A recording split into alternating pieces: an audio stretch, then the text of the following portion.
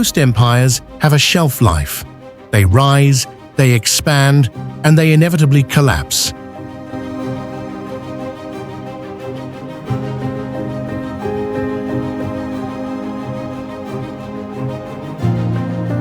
But for 2,500 years, one land has defied this cycle.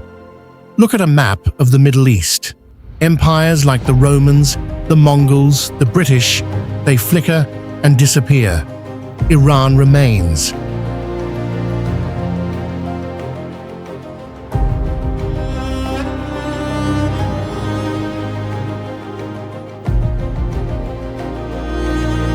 Surrounded by chaos, it has remained untouched by foreign occupation in the modern era.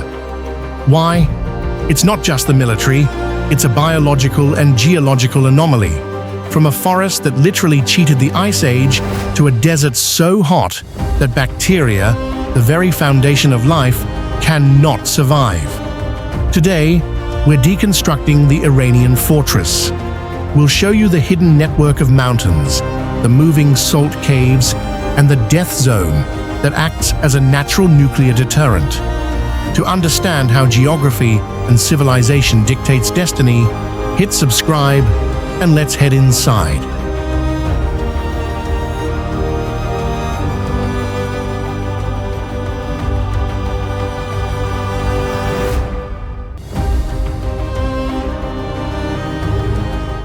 The Northern Green Wall.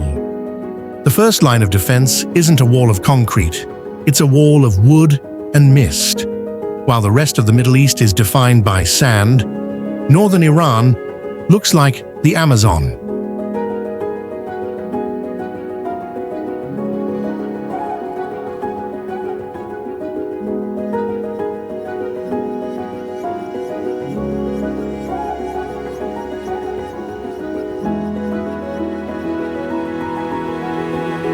This is the Hyrcanian region, a band of broadleaf forest that stretches 850 kilometers along the southern coast of the Caspian Sea.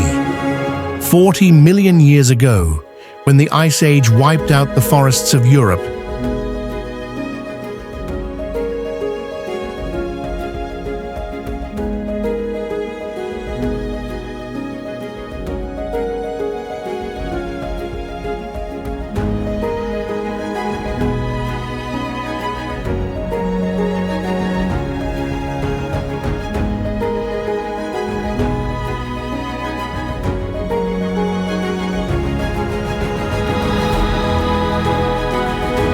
this pocket survived. Sheltered by the Alborz Mountains and warmed by the Caspian Sea, it became a living fossil, a UNESCO World Heritage Site, home to the elusive Persian leopard. Strategically, this is a logistical graveyard. The Alborz Mountains rise 900 kilometers long, acting as an 18,000-foot barrier. On one side, lush rice paddies that act as natural tank traps. On the other, a barren wasteland. The northern slopes are green, catching moisture from the Caspian. The difference is just 60 kilometers, but for an invading army, it's an impenetrable vertical jungle.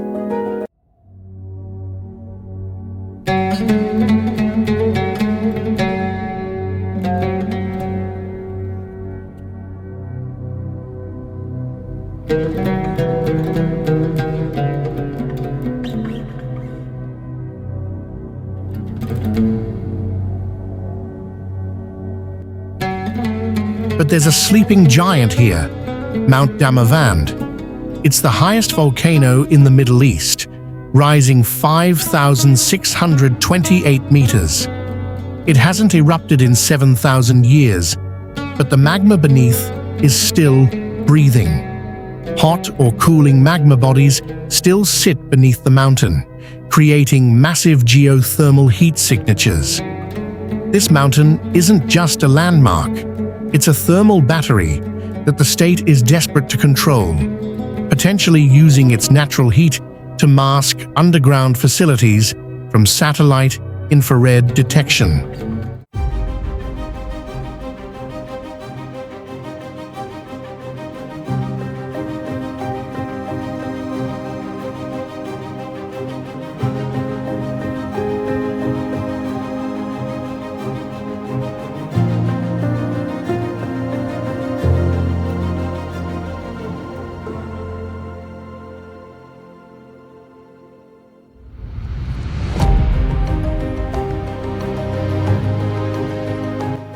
tension in these woods is a double-edged sword.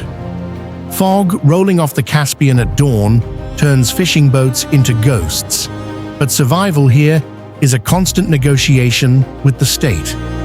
Travel permits are required to move between provinces, and the black market for tea operates in whispers. In the greenest part of Iran, the state's shadow is the darkest. The beauty remains, but it is a beauty militarized.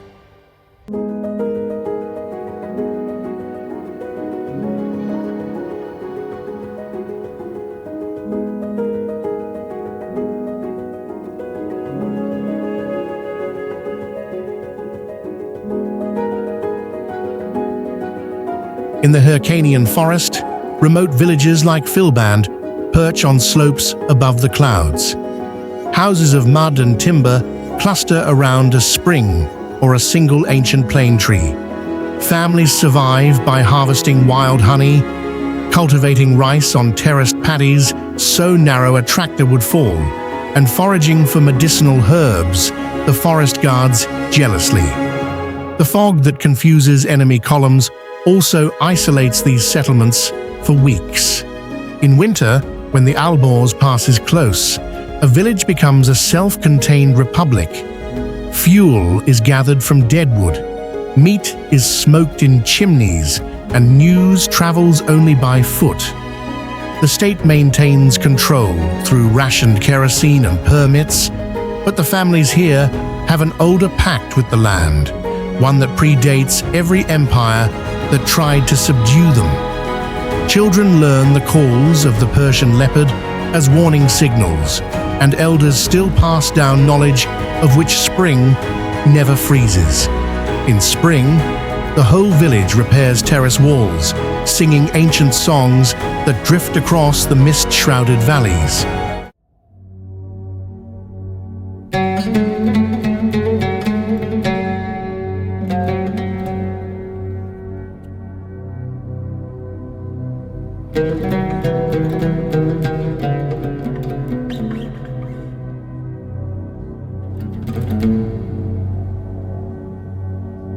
The Western Shield and the Nomad Ghost.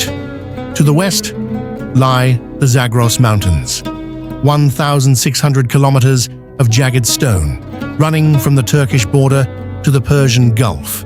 This is where conventional armies come to die.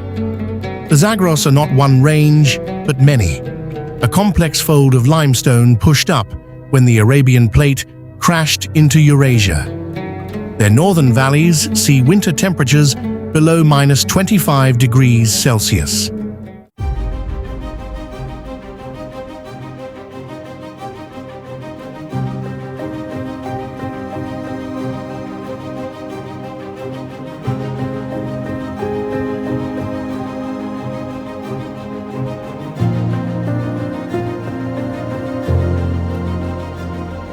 Here, the Qashqai nomads perform a ritual older than Islam.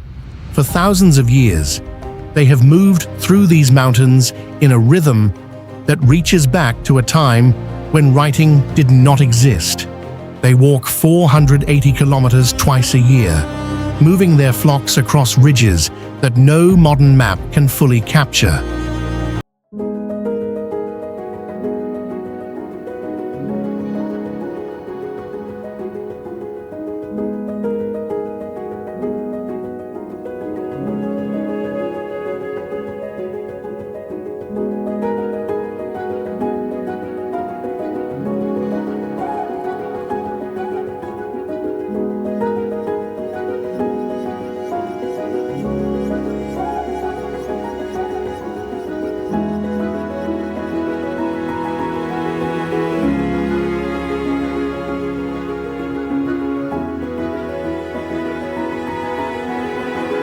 The secret of the Zagros is that they are so impenetrable that even extinction can't find you. Scientists once thought the Persian fallow deer was extinct. They found them here. But the real ghosts are the people.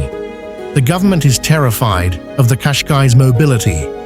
A population that can disappear into 1,600 kilometers of limestone ridges is a population that can't be bombed into submission. Why? Because you cannot control what you cannot track. In the cities of this region, like Tabriz, the lanes of the covered bazaar have served Silk Road caravans for centuries, echoing with voices of families who have survived every conqueror since the 16th century.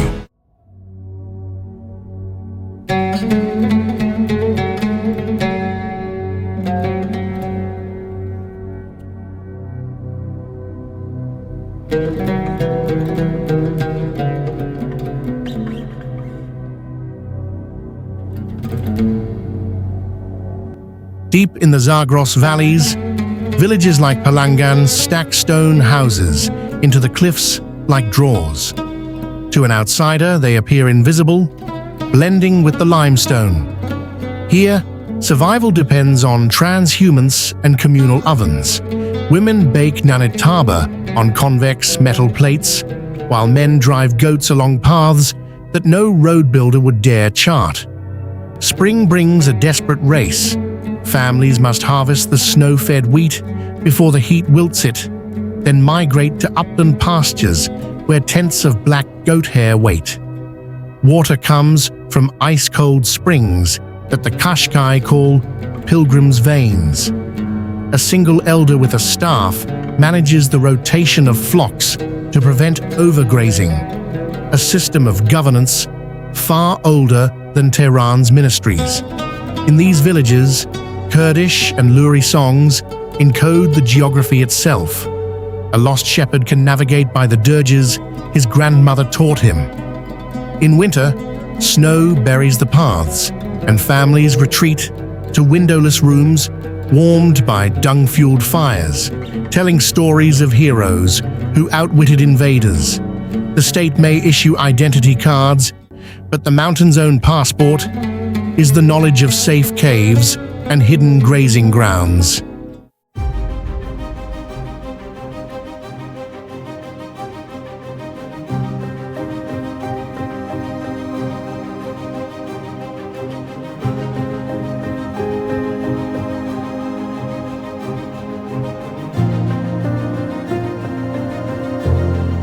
Before we continue, my name is Michael. This channel is about bringing the world's most hidden places back to you. If you love discovering the unseen, support the channel by hitting like and subscribe. Now let's go back to the journey.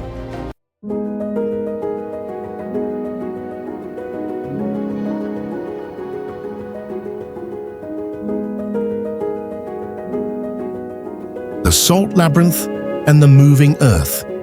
If you bypass the mountains, you hit the central plateau. Tehran sits here, a mega-city of 15 million people built on a lie. The city sits on dozens of active fault lines. A major earthquake is a mathematical certainty. But moving south, the Earth itself begins to move in a different way. The Dasht-e Kavir, the Great Salt Desert, is a literal ocean of salt, up to 7 kilometers thick.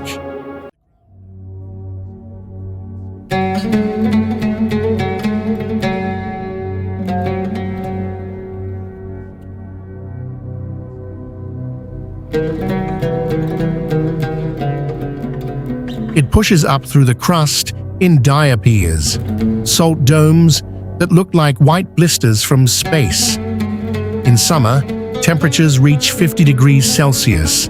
The air is so dry that sweat evaporates before it can cool the skin.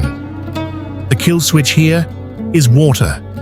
For 3,000 years, Persians survived here using Qanats, underground water channels that bring snowmelt from distant mountains.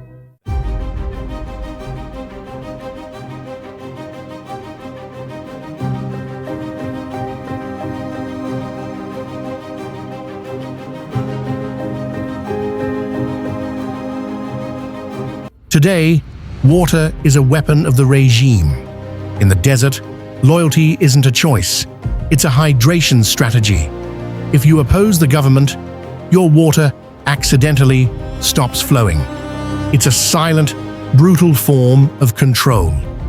Between the shifting salt crusts and the holy city of Qom, politics travels cloaked in religious argument, and every courtyard conversation is a calculated risk.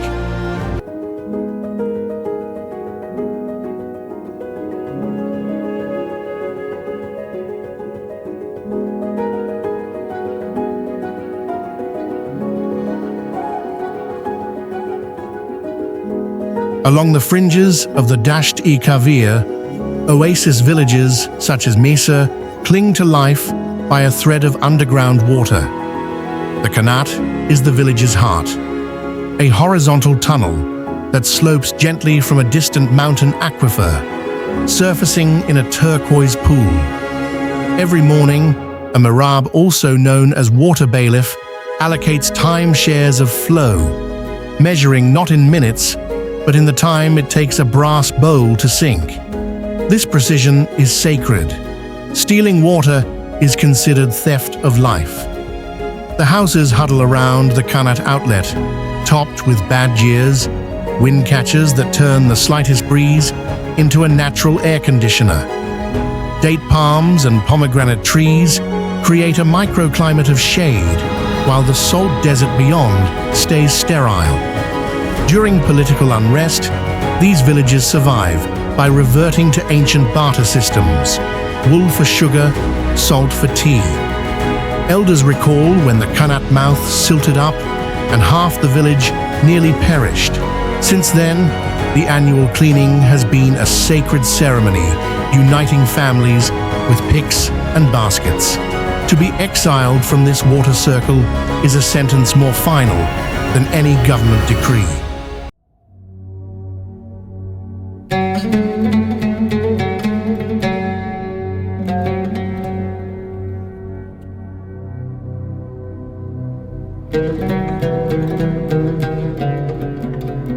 The southern gate, oil and ash. The south is where the money is, Khuzestan. This is the oil basin. Pipelines cross ancient date groves, and the land near the plants carries the scent of industry mixed with the heat of the Gulf. Oil changes everything, and the money from those pipelines is the fuel that keeps the fortress operational.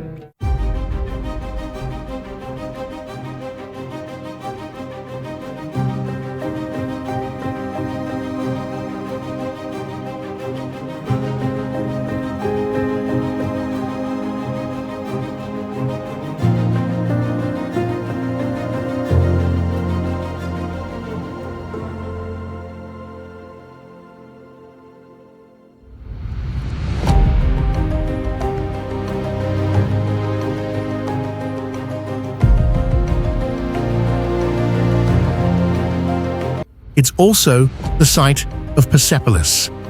When Alexander the Great burned this city in 330 BC, he left the stones standing as a warning. Today, those ruins look down on the modern oil fields, a reminder that even the greatest empires are temporary. Nearby, Shiraz rises as a city of gardens and memory. These gardens are engineered cooling systems, water flowing through stone channels to create microclimates where dissent and poetry can survive the driest months.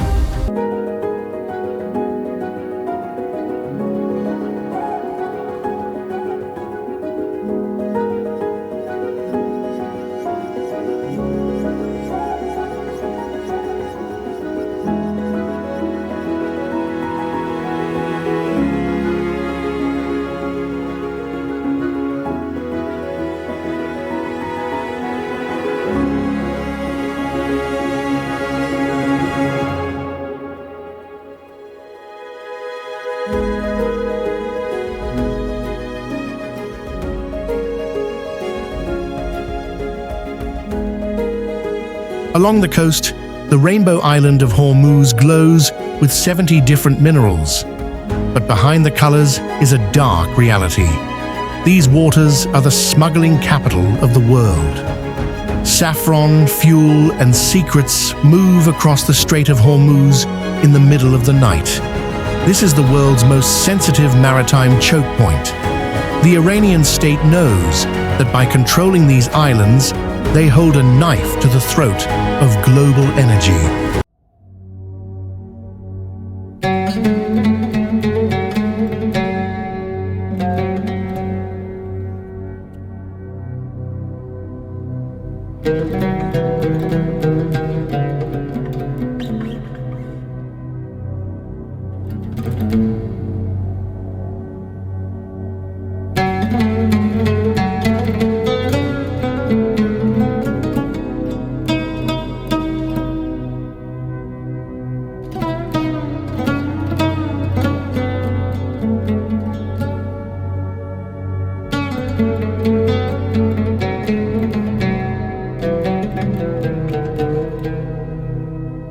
On the Persian Gulf Coast, fishing villages like Bandar-e Mogam rise from the turquoise shallows on wooden stilts. The people here belong as much to the sea as to the land. Their survival depends on the daily tide. Women wade into the mangroves to collect mud crabs, while men launch slender boats called lenge into the Strait of Hormuz, navigating by stars and the color of the water. Date groves irrigated by brackish wells provide the staple food. A single tree can feed a family for months. The omnipresent smuggling economy, fuel, saffron, electronics, weaves through these villages, not as crime, but as household economics.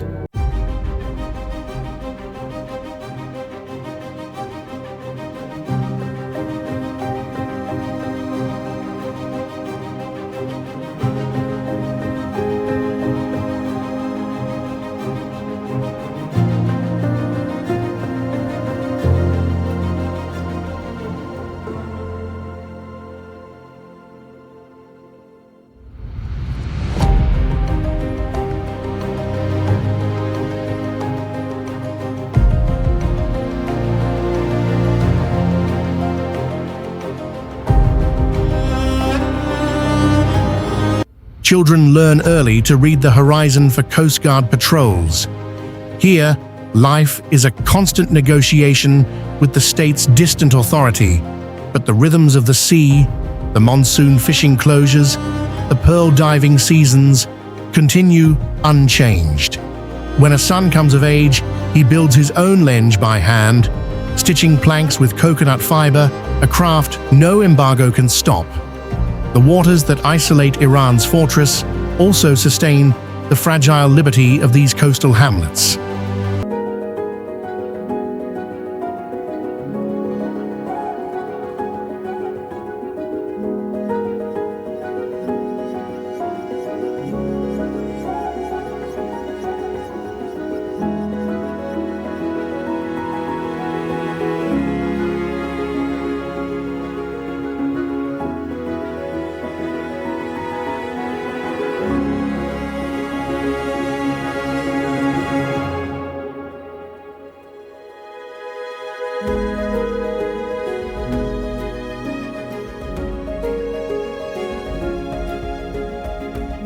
The death zone, Dasht-e Lut. We've reached the final reason why no army can cross Iran. The Dasht-e Lut. This isn't just a desert, it's the hottest surface ever recorded on Earth at 70.7 degrees Celsius. The hottest part is Gandambarian, scorched wheat. The central Lut is covered in yardangs, massive ridges carved by wind that look like the ribs of some enormous fossilized beast. NASA satellites confirmed that in the center of the Lut, there is no life, no plants, no animals, not even bacteria. It is a sterile void. This is the natural nuclear deterrent. In a modern conflict, this zone is impossible to cross or monitor effectively.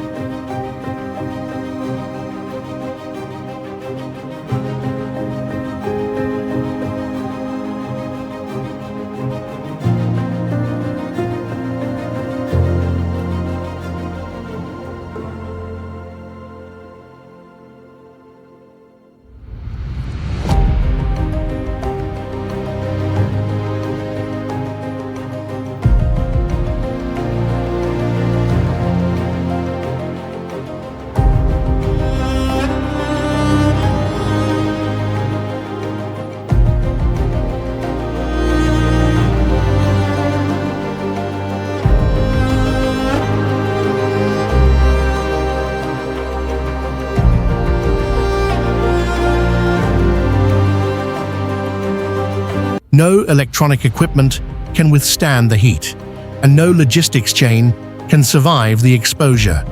It is a dead zone that protects the Iranian interior better than any missile battery. Deep beneath the salt and the scorched earth, the geography provides a shield that no bunker buster can reliably reach. From the ice-surviving forests of the north to the life-extinguishing heat of the east,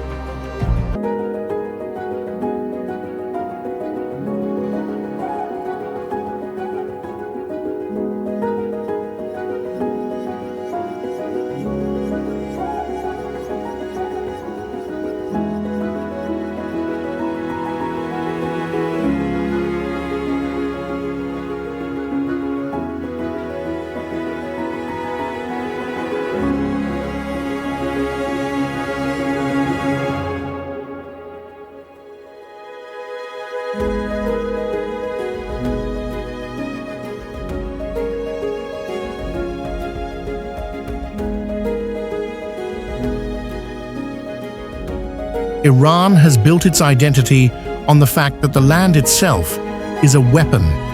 It isn't just a country, it's a planetary fortress.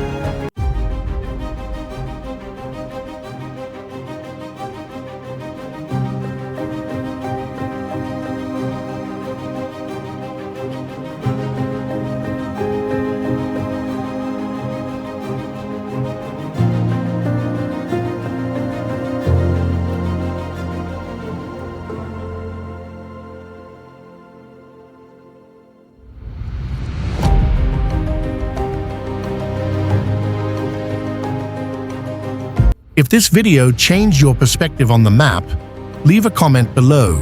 Which country or wild landscape should we deconstruct next?